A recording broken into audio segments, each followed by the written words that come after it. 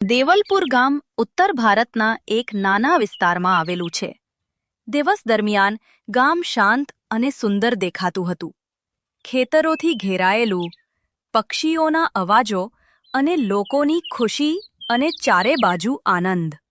પણ સૂર્યાસ્ત થતાની સાથે જ ગામમાં એક વિચિત્ર શાંતિ છવાઈ જતી. ગામના લોકો કહેતા હતા કે ગામનું પીપળાનું ઝાડ ભૂતિયા છે. રાત્રે કોઈ તેની નજીક નથી જતું, અને જેમણે પ્રયાસ કર્યો નજીક જવાનો, તેઓ પેલાની જેવા પાછા નથી ફર્યા. એમની સાથે કંઈક અશુભ થયું છે.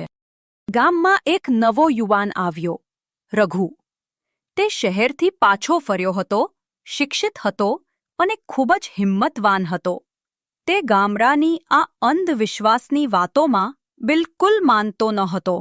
એક દિવસ બધા ચાની દુકાન પર બેઠા હતા, ત્યારે કોઈએ મજાકમાં કહ્યું, રઘુ, જો તું આટલો બહાદુર જ છે તો આજે રાત્રે પીપળાના ઝાડ નીચે સૂઈ જા. બધા ખરખડાટ હસી પડ્યા. ભૂત જેવી કોઈ વસ્તુ નથી હોતી. હું આજે ત્યાં જઈને સૂઈ જઈશ અને કાલે સવારે હું તમને બધું કહીશ કે ભય કેટલો જૂઠો છે અને તમને અહીં ચા પીવડાવીશ. બધાએ સમજાવવાનો પ્રયાસ કર્યો, પણ રઘુ ના માન્યો. રાતના લગભગ 12 વાગ્યાનો સમય હતો. ઘોર અંધારું હતું અને ચંદ્રનો ઝાંખો પ્રકાશ હતો. રઘુ એકલો પીપળાના ઝાડ તરફ ચાલવા લાગ્યો. એ ઝાડ ખૂબ જૂનું હતું અને તેની ડાળીઓ આકાશને સ્પર્શતી હતી. ઝાડ નીચે જૂના માટીના દીવા, બંગડીઓ અને રાખ હતી. કદાચ કોઈએ ત્યાં પૂજા કરી હશે. આ બધી અંધશ્રદ્ધાળુ વાતો છે જે લોકો કહે છે. તે ઝાડ પાસે બેસી ગયો. ધીમે ધીમે પવન ફૂંકાયો. પીપળાના પાંદડાઓનો સરસડાટ અવાજ આવ્યો. રઘુએ ઉપર જોયું, પણ કંઈ દેખાયું નહીં. અચાનક હવા ઠંડી થઈ ગઈ, જાણે કોઈએ બરફનો એક ગોળો છોડી દીધો હોય. અને પછી પાછળથી કોઈ ધીમેથી બોલ્યું, રઘુ, તું કેમ આવ્યો અહીં? રઘુ એ ઝડપથી પાછળ જોયું, પણ ત્યાં કોઈ નહોતું. તેનું હૃદય જોરથી ધબકવા લાગ્યું. તેણે પોતાને શાંત કર્યો અને કહ્યું, આ મારો ભ્રમ છે, ડરવાની કાંઈ વાત નથી.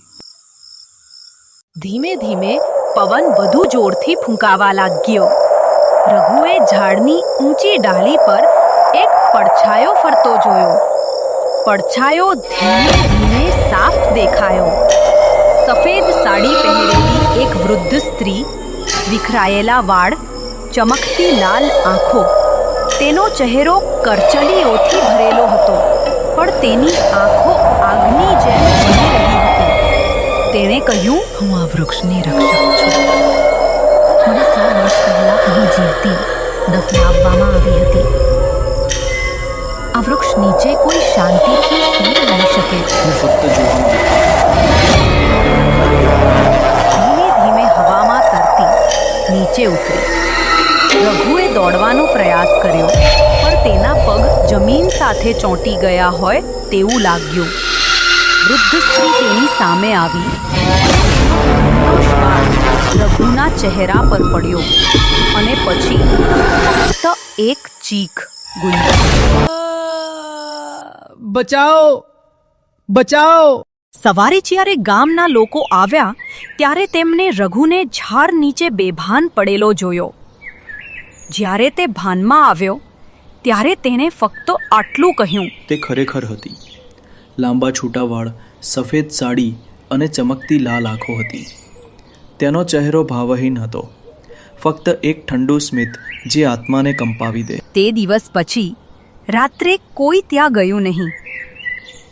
કહેવાય છે, આજે પણ જો કોઈ રાત્રે ત્યાં જાય તો પીપળાના પાંદડા પોતાની મેળે હલવા લાગે અને કોઈ ધીમી અવાજથી બોલે છે,